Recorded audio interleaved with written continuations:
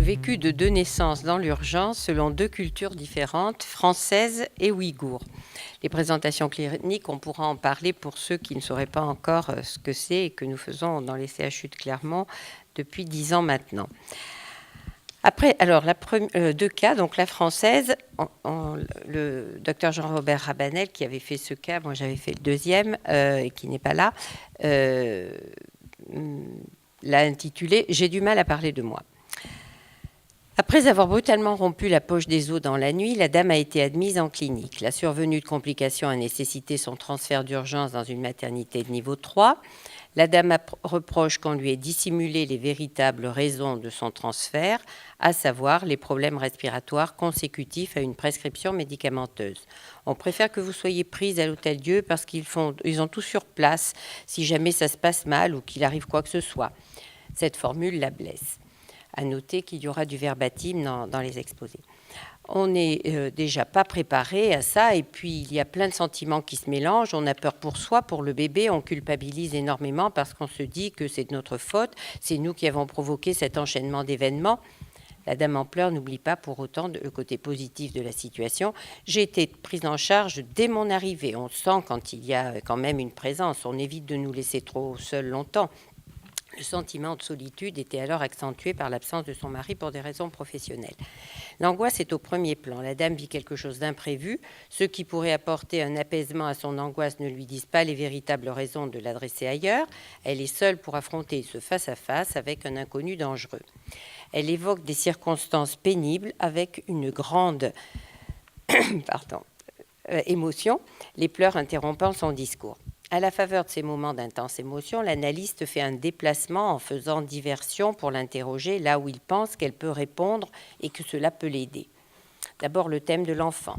Souriante, elle nous apprend que c'est le premier, mais aussitôt vient le sentiment d'échec. Le sentiment en plus qu'on a raté quelque chose. On s'en veut de ne pas être allé jusqu'au bout de la grossesse, de ne pas l'avoir vécue pleinement, qu'elle se soit interrompue brutalement. L'analyste opère alors un second déplacement vers la grossesse et le désir d'enfant.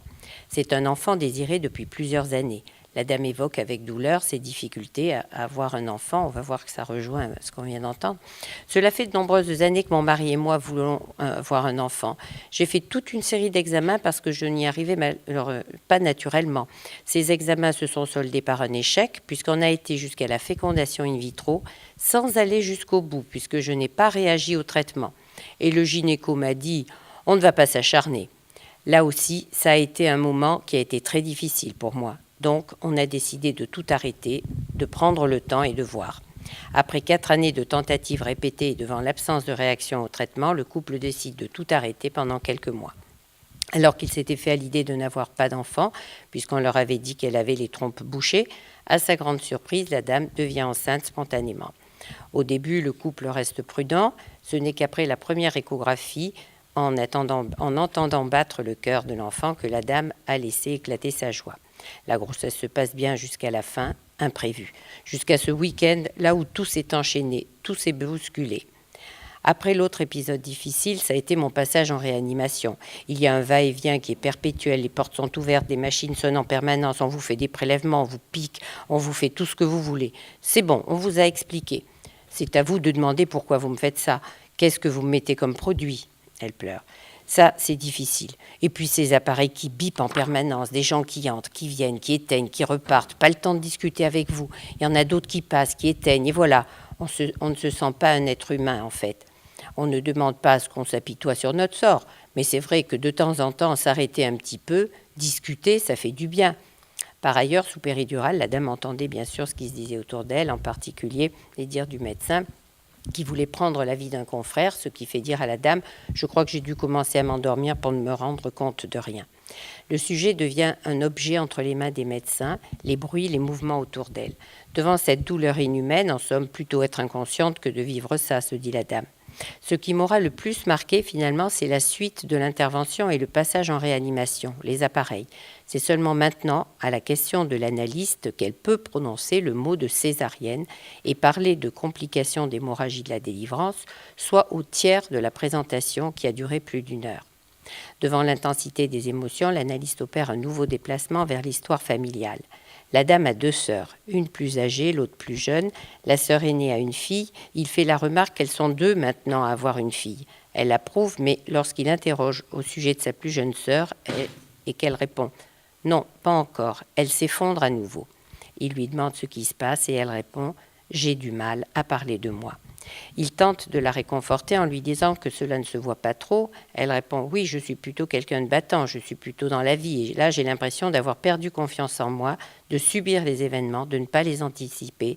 C'est certainement normal, mais je ne me retrouve pas. » Lorsqu'il l'invite à parler de son enfance, il obtient la réponse sèche « Il n'y a rien à signaler ». Il l'invite une 2e fois à parler d'elle, présentement. « Je ne sais pas, dit-elle, j'ai l'impression qu'il y a une boule qui est en train de sortir, et c'est vrai que pour l'instant, je sens que ça commence un peu à s'apaiser à l'intérieur. Je n'arrive pas à trouver les mots qui peuvent décrire ce qui vient de m'arriver tellement ça me chagrine. » La patiente semble avoir avancé par rapport au jour précédent. Elle le confirme. On se dit que finalement, le plus dur est passé. Voilà, maintenant, il va falloir avancer à son rythme. La dame peut enfin parler de sa fille. C'est un vrai bonheur de la voir, de la prendre dans ses bras.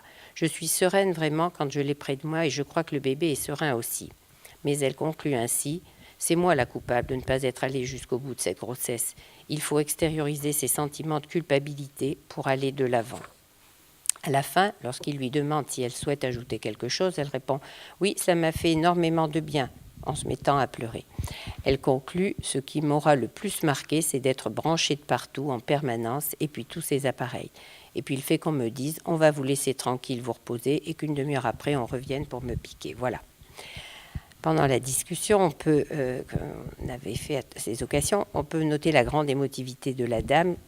Elle a provoqué un certain nombre d'interruptions dans la présentation, car ses pleurs étaient chaque fois une sorte d'effondrement qui ont rendu nécessaire un soutien de la part de l'analyste. C'est ce qui a donné un style un peu particulier à cette présentation.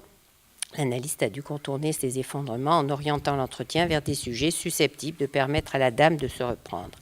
Les circonstances dramatiques de l'accouchement ont eu le statut d'un traumatisme. Il fallait se tenir un peu à distance de cette zone qui était la cause de l'extrême douleur de cette dame.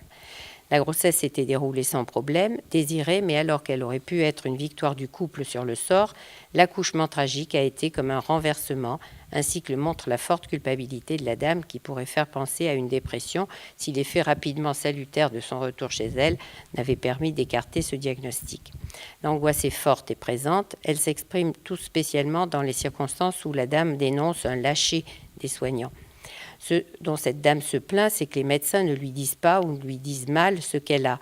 Elle leur en veut pendant une grande partie de la présentation, jusqu'au moment où l'analyste l'interroge pour savoir si elle a demandé aux médecins qu'ils lui disent de ce qu'il faisait. S'opère alors un mouvement de bascule qui responsabilise le sujet, rectification de la position subjective de Lacan. Vient alors l'aveu et la considération par elle-même de ses propres difficultés à parler. J'ai du mal à parler de moi. C'est un renversement capital qui nous met en présence de la réelle difficulté de ce sujet à parler d'elle-même, alors que nous nous égarions sensiblement à écouter ses doléances, ses plaintes, les projections sur un autre de ses propres difficultés. Ainsi, faudra-t-il attendre le tiers de la présentation pour qu'elle puisse dire la césarienne et qu'elle puisse encore du temps pour qu'elle arrive à faire entendre son problème derrière ce masque de la douleur. J'ai du mal à parler de moi. Une douleur physique qui masque la douleur morale. Cet aveu est d'importance. Il renvoie à ce que Lacan appelle la douleur d'exister, qui fait de la douleur l'équivalent d'une jouissance par rapport à laquelle, selon Freud, le sujet ne dispose d'aucune défense subjective pour se construire lui-même et en est réduit à ne pouvoir qu'espérer dans le seul recours aux médicaments. Avec cet éclairage, on mesure plus clairement combien le discours de la dame, chargé d'émotions, de pleurs, interrompus, fractionnés, contribue activement à accentuer cette défaillance du symbolique, à traiter le réel qu'elle rencontre. Toutes ces coupures dans le discours occasionnées par les pleurs, avec les déplacements opérés par l'analyste, constituent un obstacle à la défense première fondamentale qu'est la parole pour le sujet. On a retrouvé des choses comme ça dans des embolisations. Ça revient vraiment souvent comme ça. Alors, un élément, parce qu'ensuite la différence se fera autrement sur les deux présentations, mais pour celle-ci, pour revenir à la présentation précédente, un élément de l'histoire de cette dame retient notre attention, c'est lorsque le médecin dit « ça suffit, maintenant on arrête », le couple reprend les choses en main et de la meilleure façon. Cette parole du médecin a eu une certaine importance dans sa décision d'être enceinte, car elle a provoqué quelque chose du désir de la dame. En somme, le refus du corps, qui s'était exprimé par 5 échecs des différentes tentatives de PMA, s'est trouvé là remis en cause. Alors, la dame ouïghour. Quelle langue dois-je parler à mon enfant ? Plus d'un an avant que l'actualité n'attire l'attention sur cette ethnie minoritaire en Chine, Catherine Fouly avait demandé à la dame si elle souhaitait participer à cet entretien, d'abord parce qu'elle se plaignait d'être un peu perdue au milieu des habitudes de notre maternité européenne, mais aussi parce qu'elle était susceptible, si on se rapportait à notre expérience des autres européennes, face à cet événement qu'on pouvait considérer comme porteur de risque, comme on le dit maintenant, de déclencher quelque chose. Donc, en effet, la patiente ouïghour avait, suite à une éclampsie biologiquement importante et décelée un 1er janvier, été convoquée à la maternité en urgence par téléphone et avait subi une césarienne dans la foulée. Les patientes européennes que nous avions reçues dans de semblables conditions d'urgence avaient été dirigées vers nous dans les jours suivants pour une décompensation psychique importante. Les différences culturelles sont donc importantes à souligner dès le départ. Nous avons réfléchi sur le fait de l'absence totale de pathos constatée chez cette dame ouïghour par rapport à un événement vital. C'est au 4e jour qu'elle nous a parlé, donc très proche de l'accouchement, non pas vraiment de la césarienne en urgence, mais de la naissance de son fils, seul événement qui comptait, sans la moindre marque de ressentiment ou de plainte face à ce geste médical imprévu.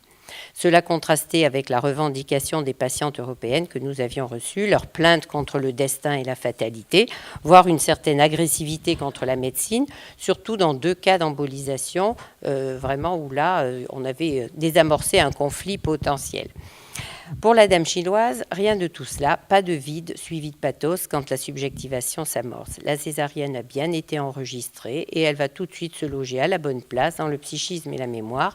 Elle a été acceptée d'emblée comme nécessaire médicalement par rapport à l'événement qui compte, la naissance. Pour cette dame, on peut dire à coup sûr que cliniquement, elle n'est pas névrosée et elle a fait face à tous ces événements sereinement. Nous reprenons pour chercher à comprendre la dame des points de son histoire. D'abord, le contexte familial. Les grands-parents paternels sont morts très tôt et c'est les grands-parents maternels qui l'ont élevée. Le grand-père maternel, professeur de psychologie à la faculté, présent à la maison, pouvait garder sa petite fille. Il faisait, dit-elle, des expériences psychologiques sur elle en préparant ses cours. Elle dit « Je ne peux pas lui mentir car il me connaît bien ».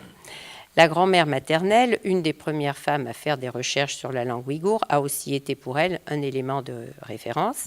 Le père traduit le chinois dans le dialecte de son ethnie pour le tribunal, à l'écrit, et la mère est secrétaire à la faculté. Elle-même va à l'école chinoise pendant 2 ans parce que ses parents pensaient que cela faciliterait son accession à des fonctions importantes et son intégration en Chine, tout en restant dans son ethnie. Elle va ensuite à l'école de langue ouïghour, car déjà toute jeune, elle se sentait exclue dans la première école. Dans son pays, elle a fait des études de droit. Elle comptait poursuivre ici, mais s'apercevant que le droit est propre à chaque pays, elle pense faire des études de tourisme. Une question importante revient dans l'entretien, c'est comment situer le français par rapport au chinois et par rapport à sa langue ouïghour. On voit que c'est pour elle une réelle interrogation. On peut faire le début d'analyse suivant. Le français comme langue fait barrière entre la langue maternelle et les exigences du surmoi. Le surmoi, c'est le chinois. Dans sa famille, l'amour de la langue est manifeste, surtout du côté des femmes. La grand-mère, spécialiste de la sauvegarde de la langue et de son ethnie, la mère et elle-même. Enfant, elle a eu surtout des liens personnels avec son grand-père, donc psychologue. L'importance des déterminations culturelles, eh bien, cette ethnie est largement minoritaire en opposition avec les Han, plus nombreux et sous domination chinoise. Ça se traduit pour elle dans sa vie parce qu'on a dit de son parcours, mais aussi par une position de résistance. Cette ethnie résiste autant qu'elle le peut et les tentatives d'intégration fortes, voire violentes, sont nombreuses de la part des Chinois. La résistance se fait surtout par les rites et les pratiques qu'elle cite et la défense de la langue. Considération familiale autour de l'arrivée de l'enfant. La famille est très présente autour de cette jeune accouchée. Si les coutumes que la dame décrit nous surprennent, elle-même a été très surprise et presque choquée de l'absence de rite en France pour ce passage de l'état de non-mère à l'état de mère, comme si la naissance n'avait entraîné aucun changement. En Chine, toute la famille et l'accouchée profitent des 40 jours qui suivent la naissance pour faire d'elle une mère. Et pendant tout ce temps, elle est valorisée et fait l'objet de beaucoup de considérations. Dans ces pratiques, la jeune femme revendique aussi le rôle protecteur de la mère, non pas sur le plan religieux, mais sur celui des coutumes, de la médecine et de l'hygiène. Il s'agit de tout un apprentissage avec bien sûr quelques contraintes, pas le droit de se doucher, pas de contact avec l'eau froide. À cette occasion, elle parle aussi du rôle du grand-père qui doit couper les cheveux du bébé au 40e jour, ce qui est l'occasion d'une cérémonie. Elle nous dit aussi « Je n'aime pas les gens qui ne parlent pas leur langue ». Réciproquement, la dame rassure chaque jour sa mère sur sa capacité à elle d'être à la hauteur de la situation malgré son absence. Dans le coup de fil quotidien reviennent des paroles qui sont de véritables injonctions, sois forte. Pour la dame, il n'est pas question d'instinct maternel, car être mère, cela s'apprend. Et la famille est là pour ça, la famille l'aide. Dans son cas, la mère, même loin, reste présente et l'encourage à tenir sa place, à envisager la suite. Si parfois la jeune femme se sent un peu faible, un peu capable par rapport aux soins qu'il faut apporter au bébé, elle se sent très bien prise en charge à la mater. Seulement, elle se projette dans le moment où elle sera toute seule à la maison, et là, l'angoisse s'exprime jusqu'à dire « Est-ce que c'est vraiment mon bébé ? Est-ce que c'est mon vrai bébé ?» Nous y reviendrons. Au début de la présentation, elle se disait désemparée et déprimée. Pourtant, ce n'est pas du tout ce que nous avons constaté. C'est tout simplement une émotion à tout ce qu'elle est en train de vivre. Le père de l'enfant est présent à sa manière, puisqu'il était absent pour des examens semestriels, mais il accompagne bien son épouse. Elle conçoit très bien qu'il soit absent, puisque c'est une nécessité admise pour eux, pour leur futur. Le symbolique pour devenir mère est assez solide. On le voit, à des milliers de kilomètres. On voit qu'ici, la castration est bien maintenue, bien en place dans la société. On ne s'y retrouve pas comme nous maintenant, où tout est chamboulé. On peut rapprocher cette donnée de ce qui existait sans doute au temps de la civilisation de Freud.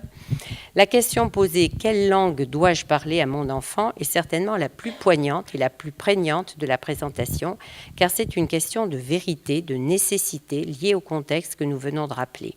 Mais une autre question qui peut paraître plus pathétique et porteuse d'émotion va être abordée par la suite.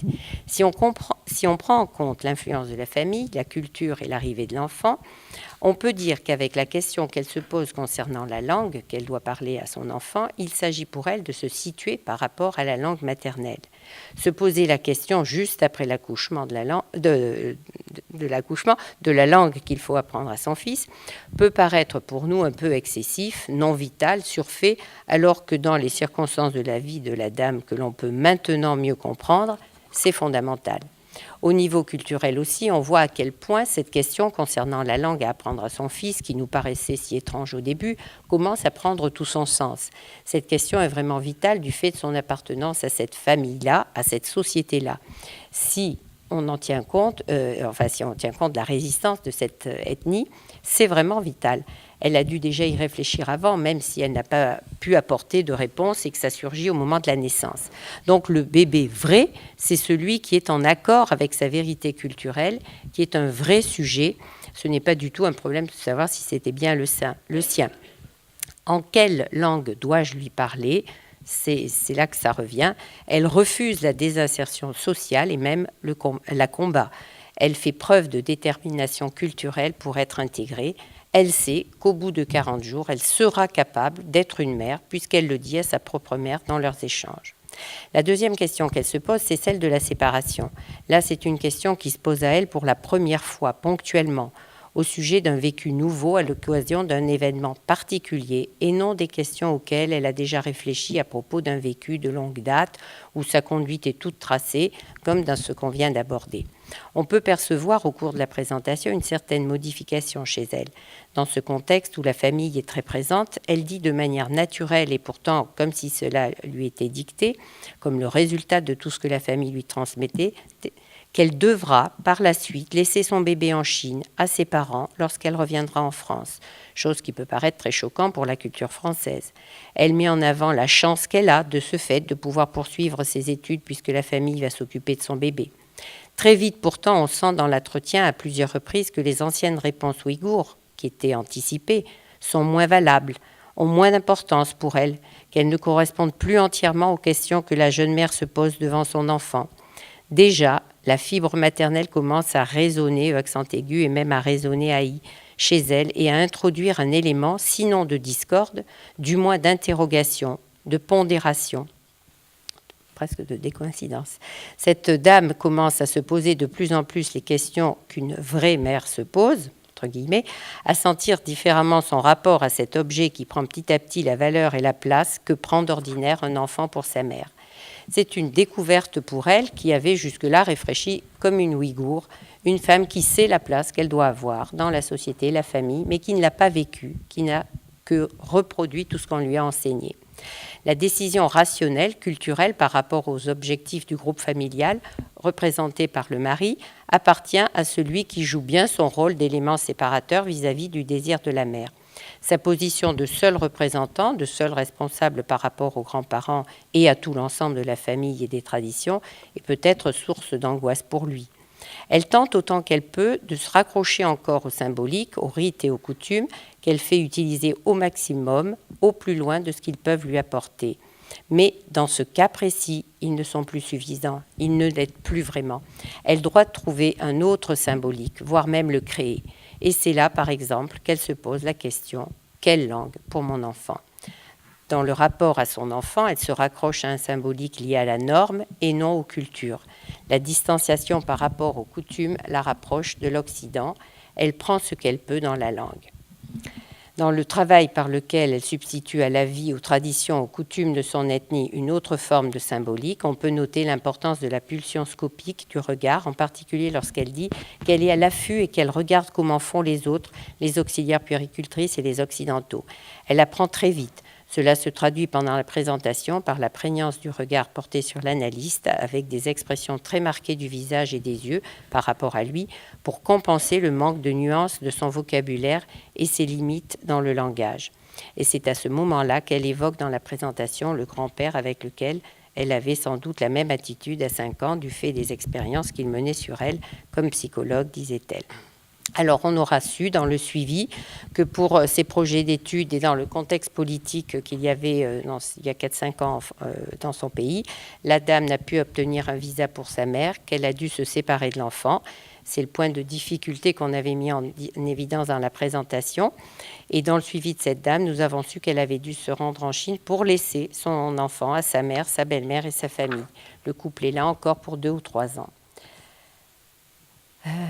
Alors, pendant la présentation, il était très net que la seule personne de confiance pour garder son bébé, c'était sa mère. Quand l'analyste a évoqué l'idée d'un baby-sitter chinois parmi ses collègues expatriés, pour elle, il ne pouvait en être question. Ils étaient trop jeunes. Ses parents soutiennent son choix d'études. Quel qu'il soit, ils seront là, à la hauteur. Alors, je vais terminer. Voilà. Conclusion commune aux 2 présentations. Mises en parallèle, nous pouvons dire que les réactions de la dame ouïghour par rapport à l'urgence paraissent culturelles et sont opposées à celles que nous avons pu observer chez les dames européennes dans des circonstances analogues. Les européennes, sans doute par manque ou défaillance d'un discours qui ferait lien entre l'événement de la naissance et la réalité urgente qui motive la césarienne, n'ont semble-t-il plus confiance sur le moment en la médecine, parce que d'habitude, actuellement, c'est de tout expliquer, de tout faire comprendre, de tout lier entre le discours médical et le vécu, et que dès que la corrélation est rompue ou n'est plus possible entièrement, cela laisse place au surgissement de l'angoisse. Pour la dame chinoise, selon sa façon de penser, très imprégnée de ses coutumes, il n'est pas nécessaire de tout expliquer, c'est au médecin de se débrouiller, et elle s'en remet entièrement à lui. Ou bien sa connaissance imparfaite du français ne lui laisse pas d'autre solution. Situation paradoxalement heureuse. En tout cas, elle ne ressent pas le besoin de s'occuper du côté médical et de s'en inquiéter. Il n'y a pas de place pour l'angoisse liée au geste. L'interrogation reste du côté de l'événement qui vient de se produire et de ses conséquences pour l'enfant qui vient d'arriver dans l'ethnie. Le discours préétabli de l'européenne doit soit s'effondre, soit revient sous forme de revendication ou de plainte, sous prétexte par exemple de n'avoir pas été prévu. L'européenne cherche à subjectiver l'urgence, alors que la dame chinoise est dans l'événement de la naissance à plein, se raccroche à la tradition de son pays en symbole, même si elle s'est retrouvée passive un instant, mais avec son consentement par avance pour l'intervention la mieux adaptée sur le plan médical. L'absence de pathos chez la dame chinoise tient au fait que le symbolique prend une telle place que l'imaginaire est cadré, réduit, comme l'angoisse qui s'ensuit. À l'inverse, le fantasme pour l'européenne ne manque pas de s'exprimer à cette occasion, car le symbolique est en perte de vitesse et il peut envahir la scène. Le fait que les médecins aujourd'hui ont tendance, surtout dans une urgence, à ne traiter que la réalité scientifique ou médicale, pas le réel du patient, c'est-à-dire à ne pas passer par la considération en tant que sujet de l'inconscient bien sûr, ouvre la dimension discursive dans cette urgence à l'explication forcée, réclamée par le patient, alors qu'elle aurait pu lui être octroyée d'emblée, comme signe de reconnaissance de cette urgence subjective qui est pour le moins aussi urgente que l'urgence dite médicale. On peut en effet reconnaître l'urgence de pratiquer une césarienne tout en comprenant que le temps passé à valoriser et à permettre la dimension subjective, c'est autant de gagner en donnant les conditions favorables à cette intervention et à ses suites. Donc, un temps gagné pour qu'elle puisse subjectiver ce qui lui est arrivé et avancer selon les cas vers la guérison, la stabilisation d'une situation ou une projection, et un temps donné qui permet de désamorcer un conflit qui pourrait survenir après par l'angoisse ou la souffrance non dite. Voilà.